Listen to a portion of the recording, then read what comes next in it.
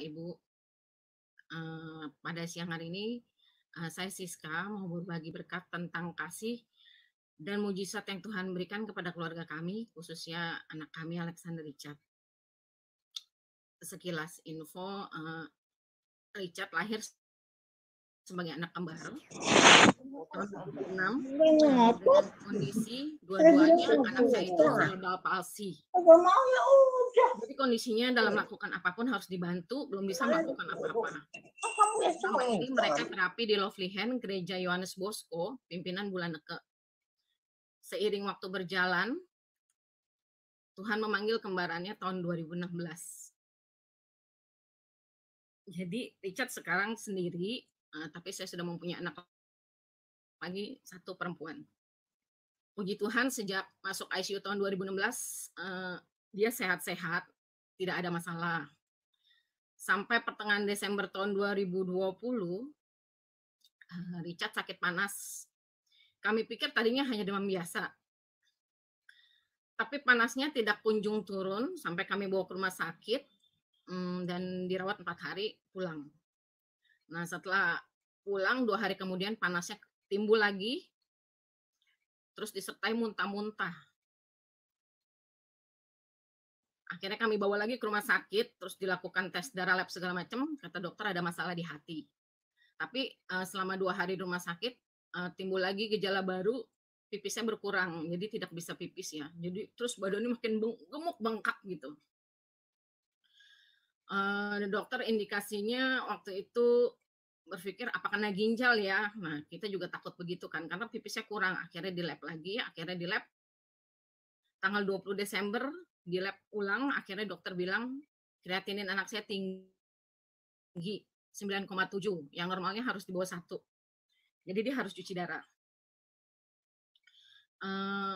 Saya kaget banget karena udah kondisinya seperti itu, terus dia harus cuci darah juga kan. Ya sudah, terus akhirnya saya tanya dokter gimana? Karena bedside tidak punya alat cuci darah untuk anak, jadi dia merekomendasikan kami untuk RSCM. Karena dokter Joe yang merawat Richard itu punya teman di RSCM, dokter Eka, yang ternyata spesialis dokter ginjal. Jadi dia meminta bantuan dari dokter Eka. Awalnya kami ragu, karena dalam keadaan pandemik tuh mereka tidak menerima pasien pindahan. Tapi dokter Joe memaksa harus ke sana karena kondisi anaknya semakin lemah gitu. Jadi kami harus pindah dari rumah sakit bedside di Gading Serpong ke RSCM itu dengan mobil biasa tanpa ambulan. Jadi kami hanya mengandalkan saturasi untuk mengukur oksigen dan detak jantung anak saya. Kami berdoa supaya Tuhan pimpin kami dalam perjalanan, supaya anak saya di jalan tidak kenapa-napa. 1,5 jam kami berjalan, doa kami dijawab Tuhan. Richard baik-baik aja dan terima di sana, tapi kondisinya karena dia ada masalah di paru juga, jadi dari ginjal ternyata parunya juga bermasalah. Jadi dia harus masuk ke ruang isolasi namanya Kiara. Itu ruang isolasi itu adalah ruang pasca COVID. Jadi anak saya dijemput pakai APD lengkap. Dia bilang harus masuk ruang pasca COVID, Bu. Karena harus PCR paling nggak 2 kali negatif baru bisa masuk ruang rawat biasa. Nah, waktu di Kiara ternyata dia langsung dimasukkan ke ICU karena kondisinya yang susah nafas, sedangkan CR-nya tinggi, jadi harus segera dilakukan cuci darah.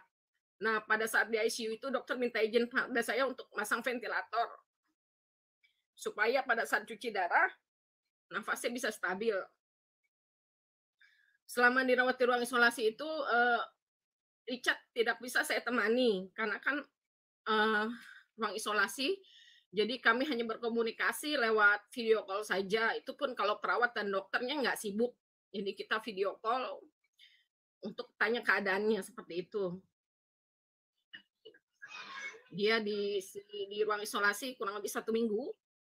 31 Desember dia boleh keluar dari ICU dan masuk ruang perawatan karena hasil swabnya juga negatif. Terus kami berharap oke lah paling 1-2 hari dia bisa pulang lah ke rumah gitu loh. Tapi kenyataannya terbalik.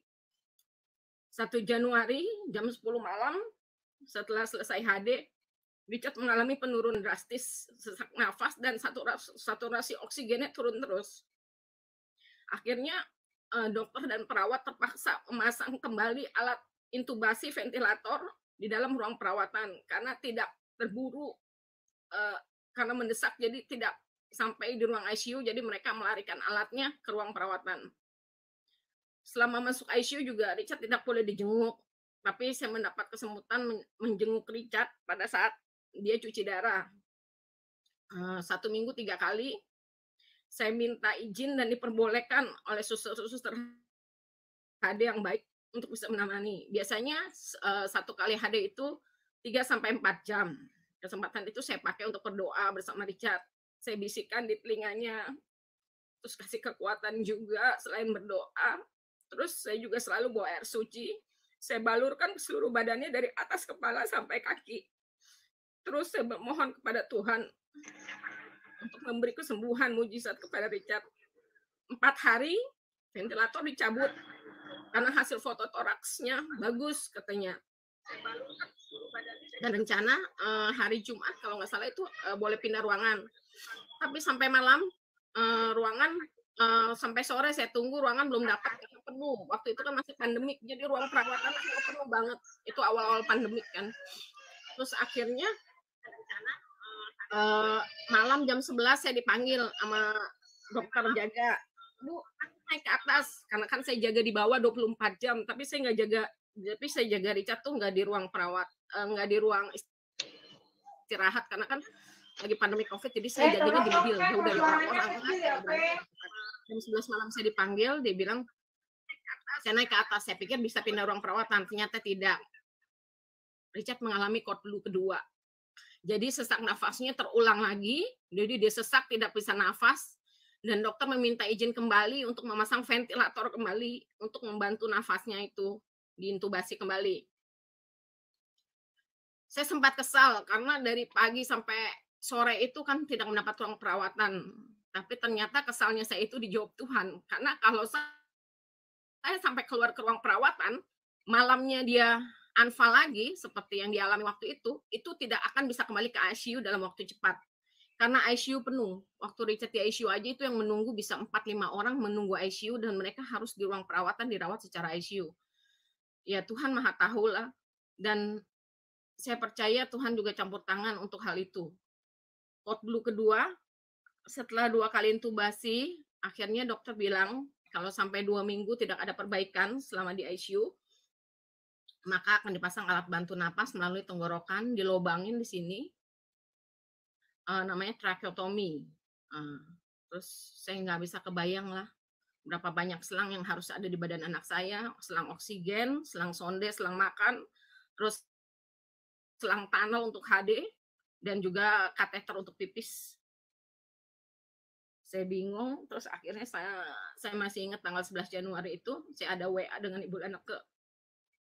Saya mohon dukungan doa, dan Ibu mengajak saya untuk ikut berdoa bersama komunitas HKTY setiap jam 9 malam, itu novena kepada Santo Yusuf. Terus Ibu juga dan beberapa teman saya juga Cik Evita bilang sama saya, jangan berkeras hati, tetapi pasrah dan serahkan semuanya, boleh terjadi seturut kehendak Tuhan. Saya sempat introspeksi diri, berpikir, apakah selama ini saya salah berdoa? Akhirnya setelah saya berpikir, benar selama ini saya selalu berdoa hanya meminta kesembuhan saja. Tetapi menurut kehendak saya, karena saya cuma minta Tuhan sembuhkan anak saya, Tuhan sembuhkan anak saya. Akhirnya saya kembali berpikir, terus saya akhirnya berdoa, terjadilah pada Richard menurut kehendak-Mu ya Tuhan. Apapun kondisinya, saya terima. Akhirnya setelah berdoa novena bersama komunitas HKTY setiap jam 9 malam dan juga doa-doa yang lainnya, puji Tuhan novena hari ke-8 doa saya terjawab. Kondisi Richard terus membaik dan bisa keluar ICU setelah 3 hari kemudian. Setelah itu dia masuk ke ruang perawatan dan dirawat selama 5 hari. Setelah 5 hari dirawat dan boleh pulang. Tapi kebaikan Tuhan tidak sampai di situ saja. Pada saat, mau keluar dari rumah sakit, karena Richard selalu lama di ICU selama 3 minggu, itu biaya yang dikeluarkan oleh kami banyak sekali, harus ratusan juta. Jadi kami berpikir ya, kami masih mencari cara. Pada saat hari H Richard mau keluar itu kami masih mencari cara bagaimana sebaiknya pembayaran dilakukan. Dan sekali lagi kami berdoa kepada Tuhan. Dan Tuhan menjawab kami melalui dokter yang praktek di situ juga, yang merawat Richard, Dokter Reza, yang menganjurkan untuk berbicara kepada bagian kasir tentang penjamin. Akhirnya suami saya mencari tahu hari itu juga, terus mengurus syarat-syaratnya, dan ternyata penjamin itu adalah kitabisa.com. Mereka bekerja sama dengan RSCM untuk membantu pasien-pasien mereka yang kekurangan dana untuk membayar rumah sakit pada saat keluar. Akhirnya kami bisa pulang hanya dengan menaruh KTP dan tanda tangan surat pernyataan. Tuhan Maha Baik. Lalu kami dikasih waktu 3 bulan untuk kitabisa.com untuk mengumpulkan dana biaya rumah sakit yang ratusan juta itu. Tapi Tuhan sekali lagi benar-benar membantu kami. Waktu yang diberikan 3 bulan itu sudah terpenuhi hanya dalam waktu 3 minggu. Jadi 3 minggu itu dengan dana yang dari kitabisa.com, dananya sudah terkumpul ratusan juta dan biaya rumah sakit bisa kami lunasi. Akhirnya selesai, lalu Richard tetap hadir rutin, tetap berjalan 1 minggu 2 kali. Kami terus berdoa, saya tetap terus ikut berdoa bersama komunitas HKTI setiap jam 9 malam sampai sekarang. Dan juga saya ucapkan terima kasih juga berkat doa-doa dari teman komunitas HKTY, juga dari keluarga. Akhirnya berita baik keluar lagi, lab terakhir Richard itu semakin hari semakin baik. Akhirnya HD berkurang seminggu 2 kali, dan karena terus membaik, akhirnya dokter bilang dia keluar dari rumah sakit itu tanggal 21 Januari. Setelah itu membaik, akhirnya dokter memutuskan tanggal 28 Februari untuk mencabut alat cuci darahnya Richard. Saya sampai bertanya, gimana dok? Enggak perlu cuci darah lagi bu. Oh, puji Tuhan ya dok. Iya, ini berkat Tuhan. Dokternya baik sekali, walaupun berhijab tapi baik sekali dan komunikatif sama kami. Akhirnya dicabut, lalu bulan April alat sonde untuk makan yang dari hidung juga dicabut, bisa kembali makan dengan normal walaupun pelan-pelan, karena fungsi menelannya juga laringnya kan karena dia spastik kaku, jadi agak susah kalau untuk menelan, tidak seperti kita orang biasa. Tapi tetap dia udah makan lagi melalui mulut normal.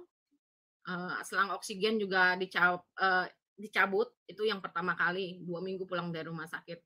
Semuanya benar-benar dipulihkan dari Tuhan, mulai dari hati, paru-paru, dan juga yang paling parah adalah ginjalnya. Terakhir, tahun lalu kami ke dokter Eka juga untuk memeriksa keadaan ginjalnya, jadi setiap 1 tahun, akhirnya dokter memutuskan, oke, setiap 1 tahun sekali baru cek ke saya. Beliau juga bilang waktu itu, waktu dia menangani anak saya, dia juga sempat bingung karena melihat kondisinya yang sudah parah. Dia bilang, saya bingung bu, tapi saya dalam hati saya cuma bilang ya udah kita jalani aja dulu ya dan berikan yang terbaik. Ternyata hasilnya dokter juga tidak menyangka sama sekali dan mengakui ini tuh berkat dan mujizat dari Tuhan.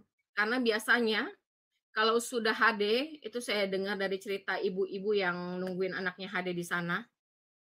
Kalau sudah cuci darah itu bisa 6 bulan sampai 1 tahun baru bisa ada perbaikan. Tapi Richard dipulihkan Tuhan hanya dalam waktu 2 bulan. Jadi dia Desember cuci darah, Februari akhir alat cuci darahnya semua sudah dicabut dan dia sudah kembali normal sekarang. Sungguh kemurahan dan kebaikan Tuhan itu nyata dalam kehidupan keluarga kami. Dan Dan juga saya mohon dukungan doanya selalu untuk Alexander Richard, terutama untuk fungsi menelan dan pencernaannya yang belum terlalu baik. Dan ada satu lagu yang terus saya imani sampai sekarang, yaitu Jangan Pernah Menyerah. Di mana teks kalimatnya itu, Tuhan tak pernah janji langit selalu biru, tapi dia berjanji selalu menyertai. Tuhan tak pernah janji jalan selalu rata, tapi dia berjanji berikan kekuatan. Jangan pernah menyerah, jangan berputus asa. Mujizat Tuhan ada saat hati menyembah. Jangan pernah menyerah, jangan berputus asa. Mujizat Tuhan ada bagi yang setia dan percaya. Demikian kesaksian saya, Romo, Suster, Bapak, Ibu sekalian. Semoga bisa memberi kekuatan kepada kita semua untuk semakin percaya serta mengimani Tuhan kita. Amin.